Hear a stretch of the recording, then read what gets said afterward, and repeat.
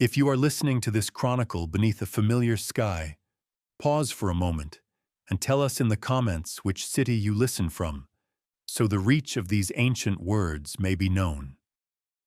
If such forbidden histories stir something in you, you are welcome to remain among those who listen closely and to subscribe, so these tomes may be opened again. Now, let the oldest war remembered by the gods themselves be set before you. Long before the rise of mortal civilizations, before the first prayers were spoken or names carved into stone, a bare Toril existed as a raw and unfinished thing. Its mountains had no purpose beyond mass, its seas no meaning beyond motion. The world was shaped not by design, but by impulse. This was the age of the primordials. They were not gods in the sense mortals would later understand. They did not answer prayers, nor demand devotion. The primordials were embodiments of fundamental forces: earth, flame, storm, sea, beings whose authority came from presence rather than belief. They did not rule Aber Toril so much as were Aber Toril. Mountains rose where their strength pressed upward. Volcanoes burned where their fury pooled. Storms wandered the sky because no will restrained them. In this early age, creation had no moral direction. There was no good or evil, no justice or tyranny, only dominance, only survival. The primordials shaped the world as artisans might shape clay, but without intention beyond expression of power. What endured did so because it could. The arrival of the gods changed everything. They did not come from Aber Toril. Their origins lay beyond it, in the ordered structures of the outer planes, where belief, alignment, and cosmic law already held meaning. When the gods reached the newborn world, they did not see chaos as a natural state. They saw possibility. Unlike the primordials, the gods carried concepts with them. Time measured instead of endless. Form preserved instead of endlessly reshaped. Creation guided instead of abandoned to instinct. Where the primordials embodied forces, the gods embodied ideals. Knowledge, justice, magic, death, life. These were not abstract notions to them. They were truths the gods believed should define reality itself. At first, conflict was not inevitable. Some accounts preserved in divine scripture suggest a brief and uneasy coexistence. The gods walked a world still dominated by elemental titans, learning its contours, sensing its vast power. They shaped small regions, pockets of order amid elemental wilderness. The primordials watched. To them, the gods were intruders, not conquerors yet, but distortions. The gods altered the world not through force alone, but through permanence. A mountain raised by a primordial might one day be crushed flat by another. A mountain shaped by a god was meant to remain. This difference mattered. The tension deepened when the gods began their greatest work. They bound magic into the world. Through Maestra and those who shaped the weave alongside her, arcane power was structured, stabilized, and made predictable. For the gods, this was a triumph. Magic no longer tore reality apart at random, but flowed through channels that could sustain creation. For the primordials, it was an act of theft. Raw power, once wild and unclaimed, was now regulated by divine law. The world itself began to resist them. Storms no longer raged without limit. Fire no longer spread endlessly.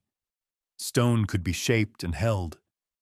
The primordials felt this not as an abstract loss, but as pain. Their essence was being constrained by rules they had not chosen. What followed was not a single declaration of war, but a cascade of retaliation. Primordial fury manifested first as catastrophe. Entire regions were shattered in elemental convulsions. Seas swallowed land. continents fractured. The gods answered not with restraint, but with force of their own. Divine weapons were forged. Alliances were formed. The world became a battlefield before mortals even existed to witness it. This was the beginning of the Dawn War. It was not fought for territory alone. It was fought over the nature of existence. The primordials believed the world should remain a place of endless transformation, ruled by strength and elemental truth. The gods believed the world should endure, structured enough to allow memory, history, and eventually, life that could choose. Neither side could yield without surrendering what they were. As the war escalated, Abertoril itself became both prize and casualty. Each clash reshaped it further, not into chaos, but into something scarred. The world would survive, but it would never forget. And neither would the gods. The Dawn War did not unfold as a single unified front. It spread in waves, uneven and catastrophic, as gods and primordials tested one another's limits. Each clash revealed a truth the other side had underestimated. The primordials possessed power on a scale the gods had never faced before. They did not rely on worship or belief to sustain themselves. Their strength came from their bond with the substance of the world itself. When a primordial struck, the land responded instinctively, as if defending its oldest masters. Mountains moved, skies fractured, the sea rose not as a weapon, but as an extension of will. The gods, by contrast, were fewer, but focused. Where primordials unleashed power indiscriminately, the gods acted with intent. They learned quickly that raw force alone could not overcome beings who were the elements. Divine strategy emerged not from desperation, but from observation. The gods adapted. Some deities attempted direct confrontation and paid dearly. Early divine losses are hinted at in fragmentary myths, where names vanish from later pantheons without explanation. These were not deaths easily acknowledged. A god slain in the Dawn War did not simply fall. It destabilized the fabric of divine order, leaving echoes in the planes that lingered long after.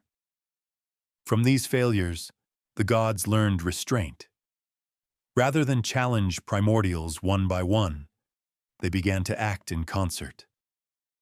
Pantheons took shape not as cultural constructs, but as military necessity. Deities of war, knowledge, magic, and craft aligned their efforts. Divine weapons were no longer expressions of pride, but tools engineered to counter specific elemental threats. Meanwhile, the primordials did not stand united. They had never needed to be. Their nature was individual, territorial, and often hostile even to one another. Fire warred with water. Earth resisted air. In times past, these conflicts had reshaped the world without consequence. Now the gods exploited those ancient rivalries. Battles erupted not only between gods and primordials, but among the primordials themselves, as divine manipulation widened existing fractures. This shift marked a turning point. The Dawn War ceased to be a contest of overwhelming force and became a war of endurance. The gods could not destroy the primordials without unmaking the world. The primordials could not expel the gods without unraveling the order already embedded into reality. Each victory carried a cost neither side could ignore. As the war dragged on, new beings emerged from its violence. Titanic entities, neither fully divine nor purely elemental, rose from the convergence of godly will and primordial essence. Some served the gods as exarchs or living weapons. Others followed primordials as avatars of destruction. These beings magnified the conflict, turning battlefields into extinction events. Abertoril survived only because it was never allowed to rest. Each scar was reinforced by divine effort, even as new wounds were torn open. The gods began to understand a grim truth. If the Dawn War continued unchecked, there would be no world left to claim. Victory, if it were to come at all, would require a different kind of ending.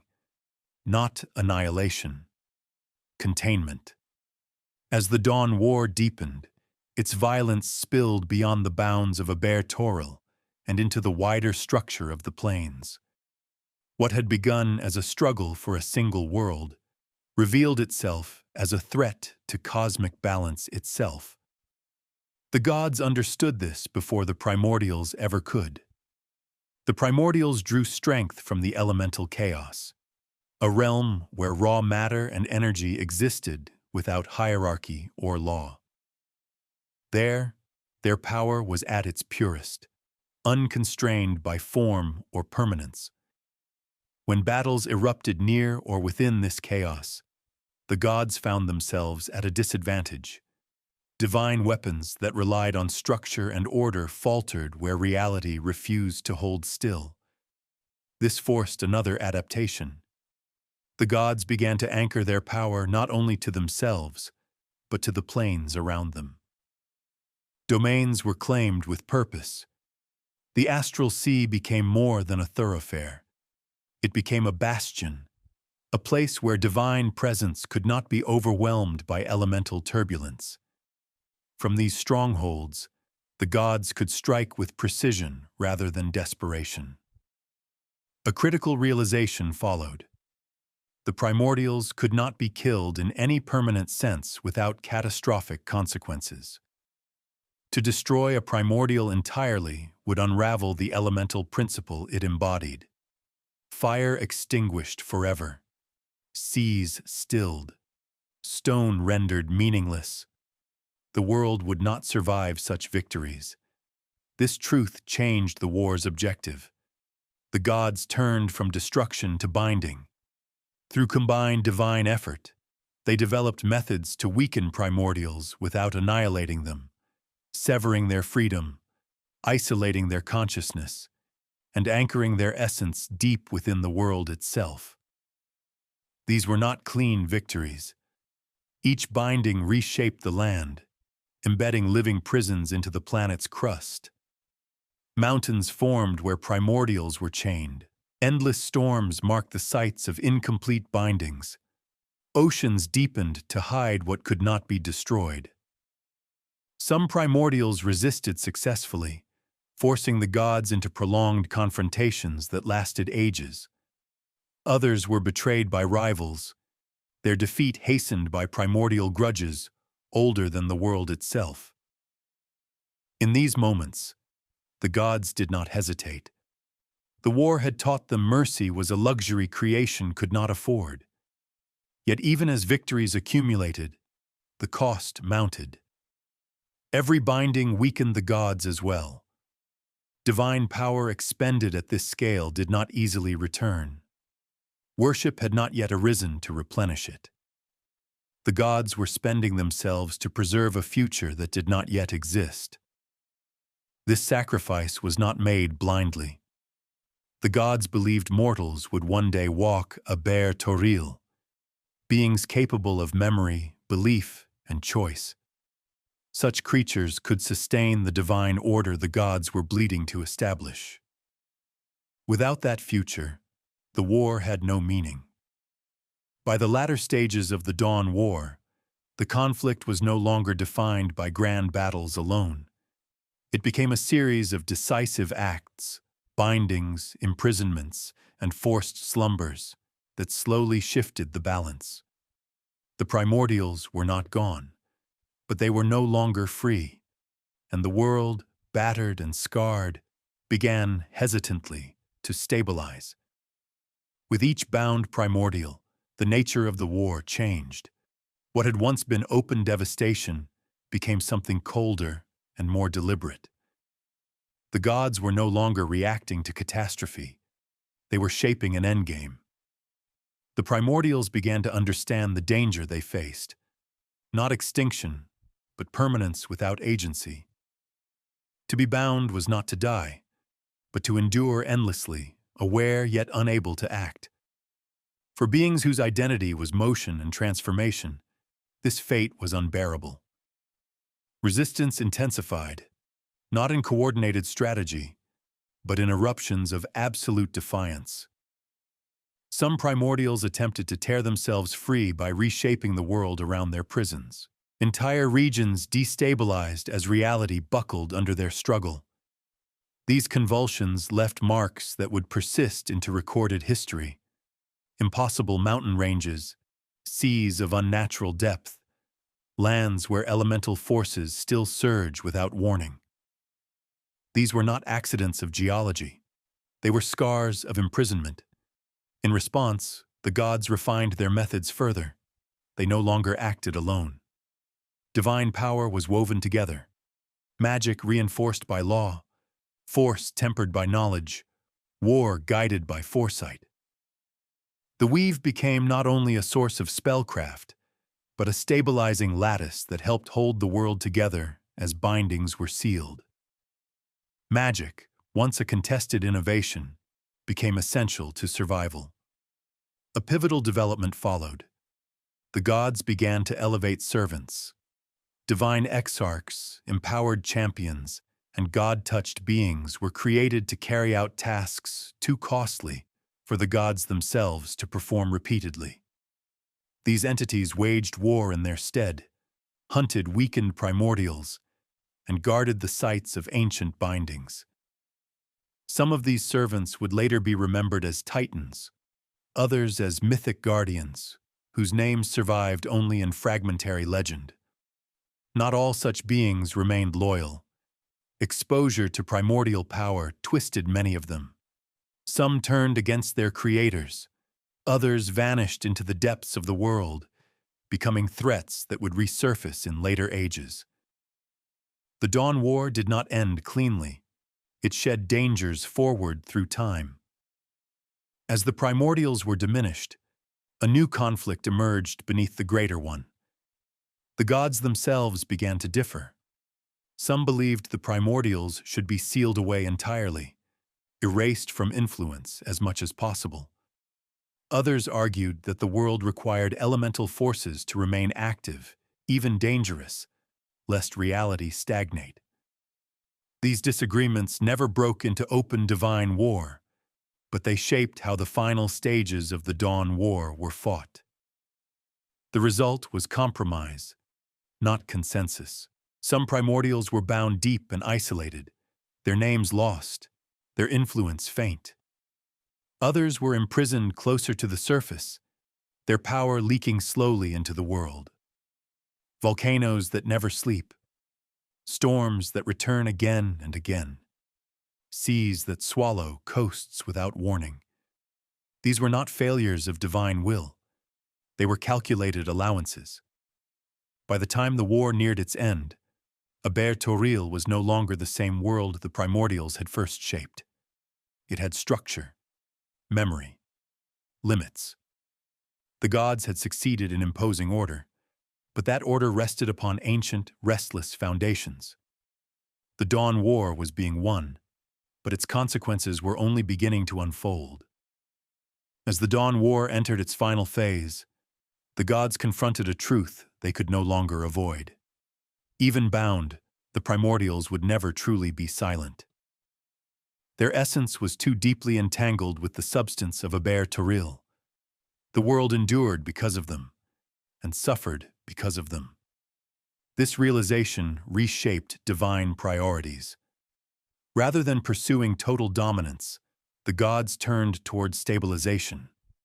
The surviving primordials were no longer hunted indiscriminately.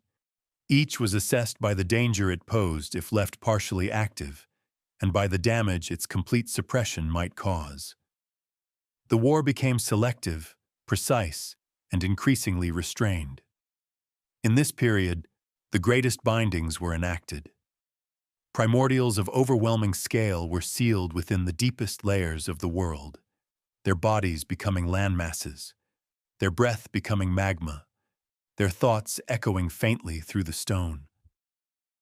These prisons were not merely physical. They were reinforced by divine law, magical constraint, and planar isolation, designed to endure even if the gods themselves weakened. Some primordials resisted until the last moment. In those final struggles, the gods were forced into acts that would later be remembered as atrocities by mortal standards. Entire regions were sacrificed to ensure a single binding held. Continents fractured, seas were reshaped. These choices were not made lightly, but they were made decisively. Preservation of the world required accepting loss within it. At the same time, a subtle shift occurred in divine identity. The gods began to define themselves not only by what they ruled, but by what they had stopped. Portfolios crystallized: war, magic, knowledge, death, nature, each emerging from necessity rather than design. Authority replaced raw power as the foundation of divinity. This transformation marked a quiet victory the primordials could never achieve. The elemental chaos, once an open conduit for primordial strength, grew more distant. Its influence did not vanish, but it no longer dominated the world's shaping.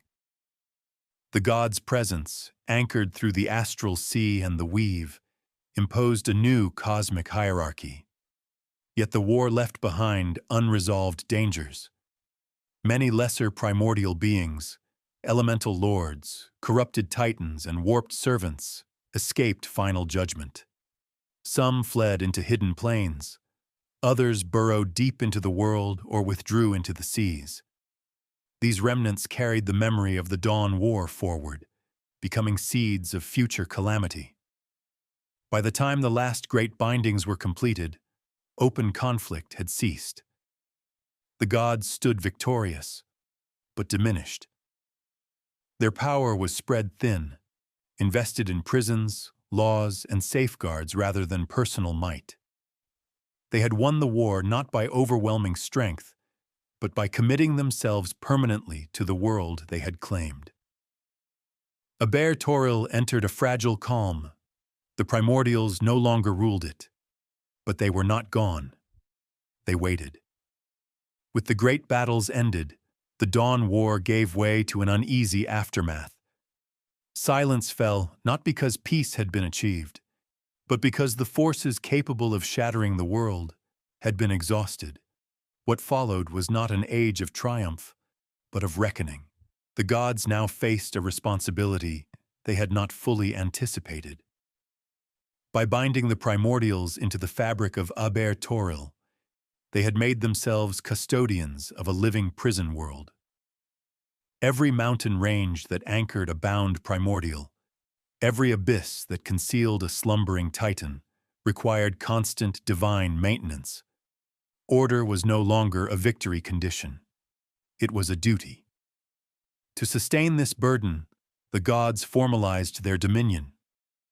Divine realms were established more clearly within the astral sea, separated from the volatile substance of the world below. From these realms, the gods could oversee creation without directly straining against its elemental foundations. This separation was not retreat, it was consolidation. Authority replaced proximity as the primary instrument of control. During this era, the division between Aber and Toril was solidified. In some canonical traditions, the world's stability required a metaphysical partition, separating the divine influence Toril from Aber, where primordial influence remained stronger and less restrained. This division reduced direct conflict, but ensured that the legacy of the Dawn War would persist in parallel forms, one shaped by gods, the other still echoing with elemental dominance. The primordials, though bound, adapted in their own way. Deprived of freedom, they turned inward. Their consciousness seeped into stone, flame, and tide. Over time, this influence manifested indirectly, through cultic whispers, elemental upheavals, and the corruption of creatures drawn to their lingering power. These were not coordinated campaigns. They were reflexes, the world remembering what had been buried inside it. The gods responded not with renewed war, but with systems. Cosmic laws were reinforced. Natural cycles were formalized. Death, time, and magic were no longer negotiable forces, but regulated ones. These structures did not eliminate chaos, but they limited its reach. For the first time, history could proceed without being erased by elemental catastrophe every age. This period also marked the quiet beginning of mortality. Though mortals had not yet fully risen to prominence, the gods prepared for them. The world was made survivable, predictable enough to allow civilization, fragile enough to require guidance. This was no accident. Mortals would become both the justification for the Dawn War and the means by which its outcome would endure. By the end of this era, the gods no longer saw the primordials as enemies to be defeated. They were conditions to be managed. The war had ended.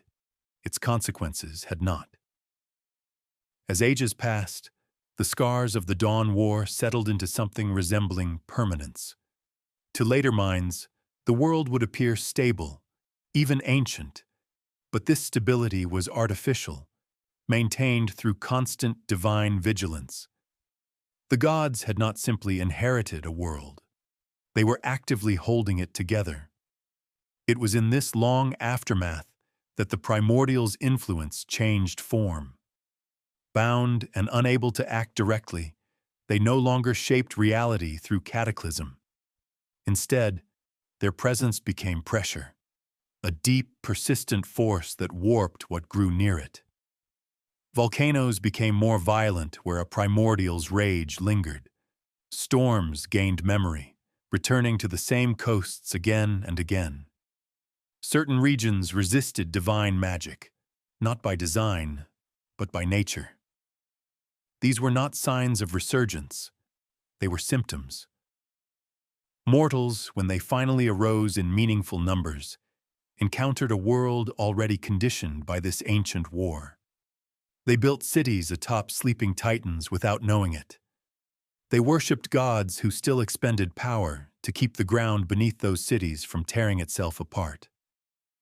The Dawn War shaped mortal history without mortals ever witnessing its battles. The gods understood this imbalance. To prevent future catastrophes, they delegated authority further. Elemental forces were not eradicated, but structured. Lesser elemental beings were permitted autonomy within defined limits. Nature itself became a domain rather than a threat. Deities whose portfolios included storms, seas, and earth acted as intermediaries, regulators rather than conquerors. This was not mercy toward the primordials. It was containment refined into governance. Yet not all primordial remnants remained dormant. Over time, fragments of their essence coalesced into new threats: elemental princes, corrupted titans, and sentient manifestations of raw force.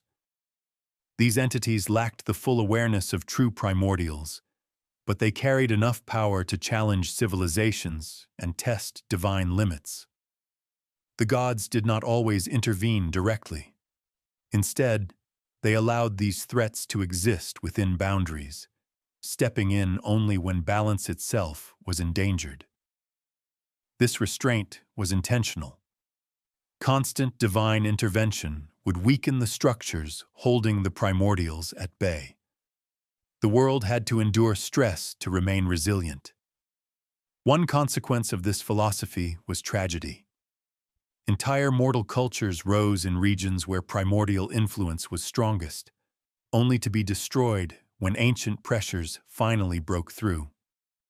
From a divine perspective, these losses were contained. From a mortal one, they were apocalyptic. The gods did not deny these outcomes.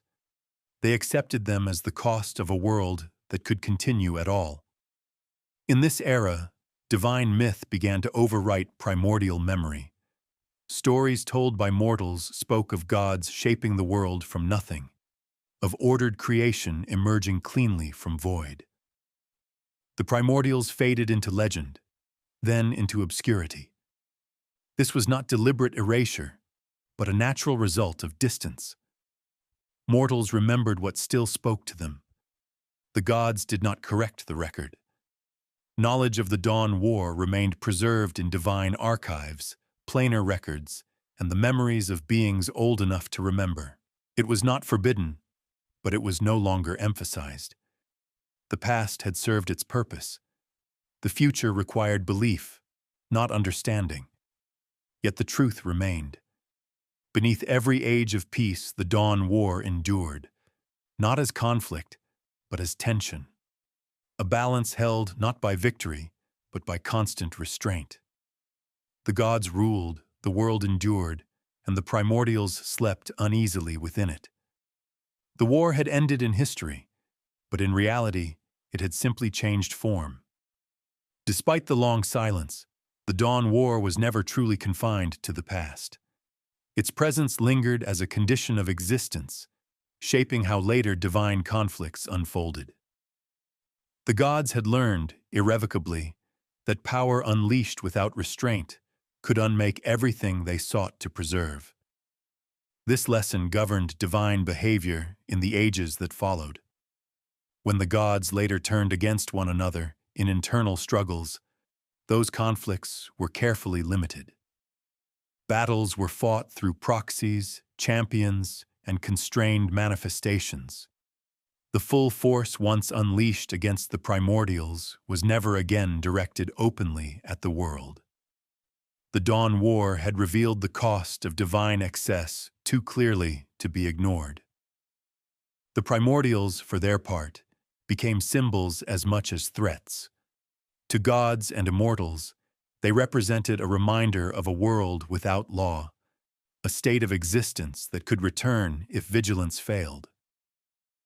To mortals who uncovered fragments of ancient truth, they appeared as buried gods, sleeping titans, or forbidden powers waiting to be reclaimed. These interpretations were incomplete, but not entirely false. On rare occasions, the balance faltered. Earthquakes of unnatural scope, storms that defied all patterns, and eruptions that reshaped continents were not random disasters. They marked moments when ancient bindings weakened or required divine reinforcement. Each such event prompted quiet intervention, not celebration or proclamation.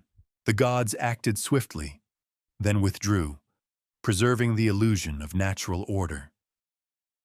This restraint was deliberate. Open acknowledgement of the primordials' continued existence would have destabilized mortal belief. Faith sustained divine authority, and authority maintained the structures holding the world together.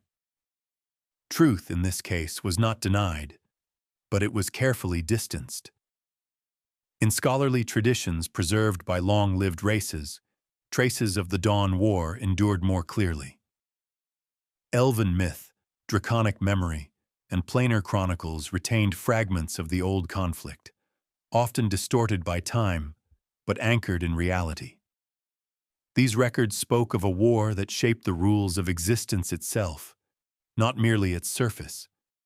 What united all surviving accounts was a single understanding. The gods did not win by erasing their enemies. They won by accepting limits. The primordials could not be destroyed without destroying the world. The gods could not rule without restraint. The Dawn War forced both truths into permanence, embedding compromise into the foundations of reality.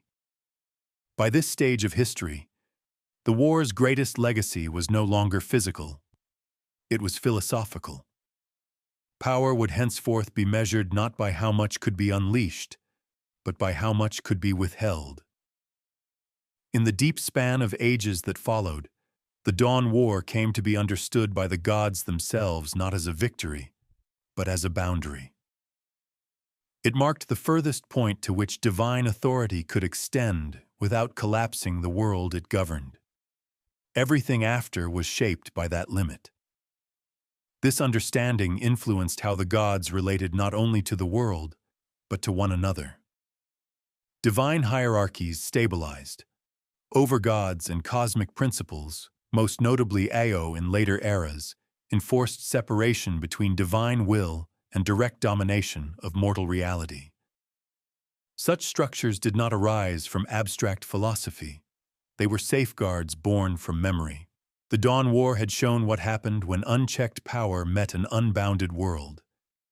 The primordials, reduced to silence and pressure, became part of the world's deep time rather than its present history.